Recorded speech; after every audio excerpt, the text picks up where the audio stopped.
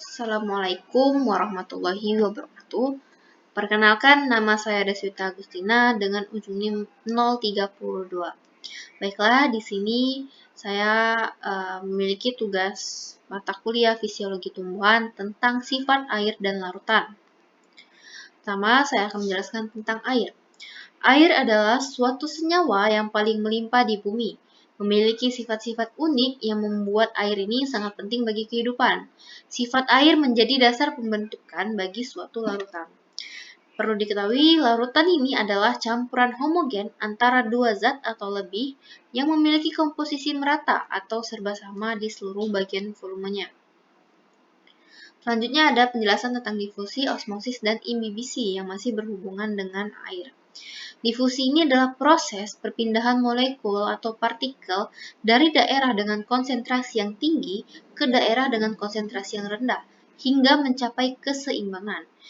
Difusi ini juga seringkali mengacu pada perpindahan gas seperti oksigen, karbon dioksida, dan air yang melalui membran sel. Pada tumbuhan, difusi terjadi di berbagai bagian seperti daun, akar, dan sel-sel tumbuhan. Dan di bawah ini adalah contoh difusi dari membran cross atau membran section. Ini ada air. Terus molluscus of dye-nya itu keluar melewati membran. Selanjutnya tentang osmosis. Osmosis itu adalah proses perpindahan air zat perlarut melalui membran semi-permeabel dari area konsentrasi tinggi ke konsentrasi yang rendah. Nah, dalam konteks tumbuhan, osmosis ini sangat berperan penting sekali dalam penyerapan air dari tanah melalui akar. Osmosis ini juga berperan untuk menjaga turgor dalam sel tumbuhan untuk mempertahankan bentuk dan kelakuan sel, serta mendukung proses fisiologis lainnya seperti fotosintesis dan pertumbuhan.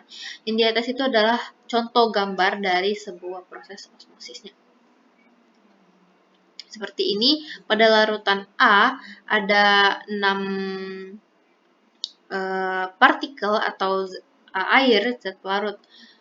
Terus juga di larutan B-nya ada 2, 4, 6, 8, 10. Ada 10 partikel atau zat pelarutnya. Terus setelah terjadi osmosis, adanya perpindahan air zatnya yang semulanya bentuknya rata kayak gini berubah menjadi segitiga kayak gini. Terus selanjutnya ada imbibisi. Imbibisi adalah proses penyerapan air oleh permukaan bahan kering yang menyebabkan bahan tersebut mengembang. Dalam konteks tumbuhan, imbibisi ini merupakan tahap awal dari proses perkecambahan biji. Biji yang kering akan menyerap air dari lingkungannya, sehingga jaringan dalam biji mengembang dan memicu aktivitas metabolik yang diperlukan untuk memulai pertumbuhan. Selanjutnya itu adalah sifat membran. Sifat membran yang pertama itu adalah selektif semi-permeabel. Maksudnya itu membran sel ini hanya dapat dilalui oleh air dan zat-zat tertentu seperti glukosa, asam amino, gliserol, dan ion. Nah, zat-zat yang bisa lewat ini ditentukan berdasarkan ukurannya. Yang kedua, sifat membran lipid bilayer.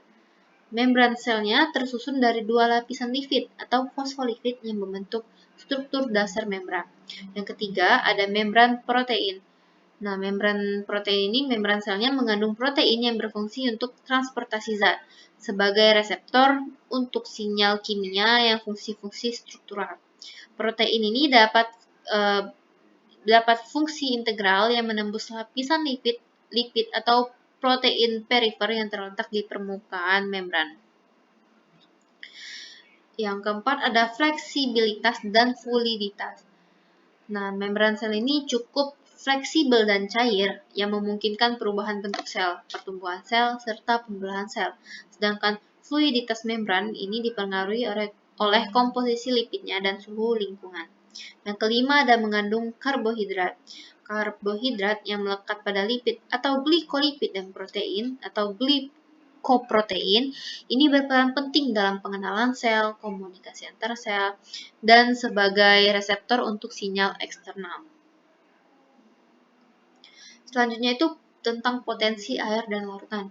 Potensial air adalah ukuran dari energi bebas air yang dipengaruhi oleh zat terlarut, tekanan, dan partikel matriks. Potensial air ini dapat bernilai positif dan bernilai negatif, karena cenderung bernilai positif karena sel tumbuhan memiliki tekanan turgor. Potensial larutan ini sangat berhubungan sekali dengan potensial air. Semakin tinggi konsentrasi zat terlarut dalam suatu larutan, maka semakin rendah potensial air, semakin tinggi potensial larutannya. Selanjutnya komponen potensial air dan larutan. Pada potensial osmotik, potensial yang dihasilkan oleh adanya zat terlarut seperti garam mineral, gula yang ada dalam larutan, itu semakin tinggi konsentrasi zat terlarut, maka semakin rendah potensial osmotiknya. Ada potensial tekanan. Potensial tekanan ini disebabkan oleh tekanan pada larutan, misalnya tekanan turgor pada sel tumbuhan. Yang selanjutnya ada potensial matriks. Potensial matriks ini disebabkan oleh gaya adhesi antara air dengan permukaan zat padat, misalnya dinding sel. Nah, terus ada absorpsi air oleh akar. Akar tumbuhan ini memiliki konsentrasi zat terlarut yang lebih tinggi dibandingkan dengan larutan tanah. Akibatnya, potensial air di dalam akar lebih rendah. Maka air akan bergerak secara osmosis dari tanah, atau potensial air lebih tinggi ke akar, atau potensial air lebih rendah. Nah, terus selanjutnya ada transportasi air dalam silam. Air yang telah diserap akar tadi akan diangkut ke bagian-bagian tumbuhan lainnya melalui silam. Potensial air yang lebih rendah di daun akibat transpirasi akan menarik air dari akar menuju daun. Selanjutnya itu arah pergerakan air. Ada berbagai macam. Yang pertama itu dari tanah ke akar atau bisa disebut dengan absorpsi, yaitu air bergerak dari tanah ke dalam akar melalui proses osmosis. Nah, air yang masuk melalui rambut akar yang memiliki potensial air lebih rendah dibandingkan tanah. Dari rambut akar, air itu bergerak melalui korteks akar menuju silam, baik melalui jalur apoplas atau ruang antar sel maupun simplas atau melalui sitoplasma sel. Selanjutnya itu dari akar ke daun atau transpirasi. Nah, transpirasi ini setelah mencapai silam, air yang ditransportasikan ke atas menuju daun melalui pembuluh silam. Pergerakan didorong oleh transpirasi, yaitu penguapan air di stomata daun. Transpirasi ini menciptakan tarikan pada air di dalam silam dan menyebabkan air bergerak ke atas melawan gaya gravitasi. Selanjutnya itu ada arah pergerakan air di dalam daun atau transpirasi dan fotosintesis. Nah, di daun tadi, air yang dibawa oleh silam digunakan dalam proses fotosintesis untuk menjaga turgiditas sel.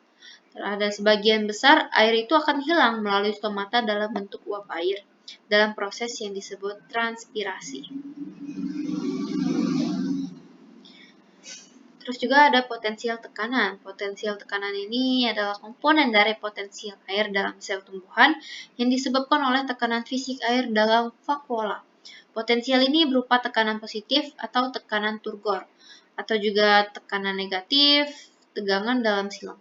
Potensial tekanan membantu menjaga bentuk dan kelakuan sel. Dinding selnya menegang, membuat sel tersebut kaku dan membantu mempertahankan bentuk tanaman. Contohnya pada tanaman herba muda, tekanan turgor yang tinggi membantu batang dan daun tetap tegak. Selanjutnya adalah proses plasmolisis. Plasmolisis ini didefinisikan sebagai proses penyusutan atau penyusutan protoplasma sel tumbuhan yang disebabkan oleh hilangnya air di dalam sel.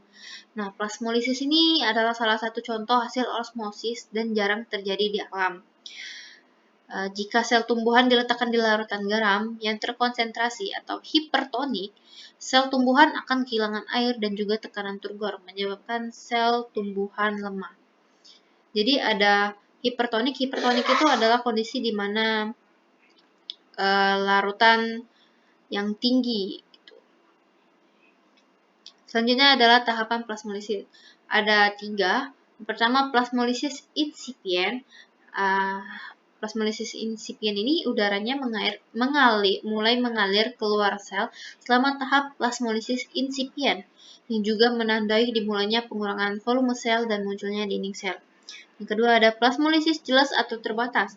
Nah, langkah kedua ini dari plasmolisis ketika kemampuan dinding sel untuk berkontraksi telah habis dan sitoplasma terpisah dari dinding sel dan mengambil bentuk bulat. Yang ketiga ada plasmolisis akhir. Tahap ketiga dan terakhir dari plasmolisis. Ya. Selama tahap ini, sitoplasma sepenuhnya terpisah dari dinding sel dan tetap berada di inti sel. Selanjutnya ada jenis-jenis plasmolisis. Ada plasmolisis cekung. Plasmolisis cekung ini proses yang dapat dibalik dan dapat dilakukan dengan merendam sel di dalam larutan hipotonik yang mendorong sel untuk menyerap air sekali lagi. Kekurangan air ini menyebabkan membran sel dan protoplasma berkontraksi sehingga terpisah dari dinding sel. Yang kedua ada plasmolisis konveks. Nah, plasmolisis konveks ini menyebabkan protoplasma dan membran sel mengeluarkan kelebihan air sehingga keduanya terpisah sepenuhnya dari dinding sel. Sel itu akhirnya hancur ketika dinding sel runtuh. Plasmolisis konveks ini bersifat irreversibel, seperti plasmolisis cekung. Terjadi ketika tanaman mati karena kekurangan air. Terus juga dibandingkan dengan plasmolisis cembung, plasmolisis ini lebih sulit. Selanjutnya ada imbibisi yang telah saya bahas tadi. Imbibisi benih atau biji ini adalah proses penyerapan air oleh benih yang kering, yang menyebabkan benih mengembang. Nah, benih yang menyerap air dari lingkungannya ini mulai kembali aktivitas metabolisme dan akhirnya berkembang menjadi tanaman baru.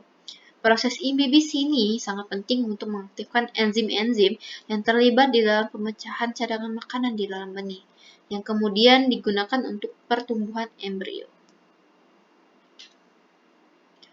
Nah, proses imbibisi ini yang pertama itu ada penyerapan air.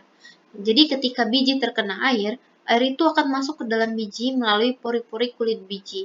Proses ini terjadi karena adanya perbedaan potensial air antara air di luar biji dan di dalam biji. Yang kedua ada pembengkakan biji. Dengan masuknya air, biji yang membengkak, terus pembengkakan ini juga disebabkan oleh hidrasi koloid di dalam biji, seperti protein dan peti. Selanjutnya ada aktivitas enzim. Nah, pembengkakan biji tadi mengaktifkan berbagai macam enzim yang telah tidak aktif selama masa dormansi. Enzim-enzim ini berperan penting dalam mengubah cadangan makanan dalam biji menjadi bentuk yang dapat digunakan oleh embrio yang sedang tumbuh. Selanjutnya ada perkecambahan. Setelah enzim-enzim tadi aktif dan cadangan makanan tersedia, embrio tadi mulai tumbuh dan menembus kulit biji. Proses ini yang disebut perkecambahan. Baiklah, terima kasih. Sekian yang dapat saya presentasikan. Bila ada salah kata ataupun dalam perbuatan, saya mohon maaf. Saya mohon ampun kepada Allah Subhanahu wa Ta'ala. Saya akhiri. Wassalamualaikum warahmatullahi wabarakatuh.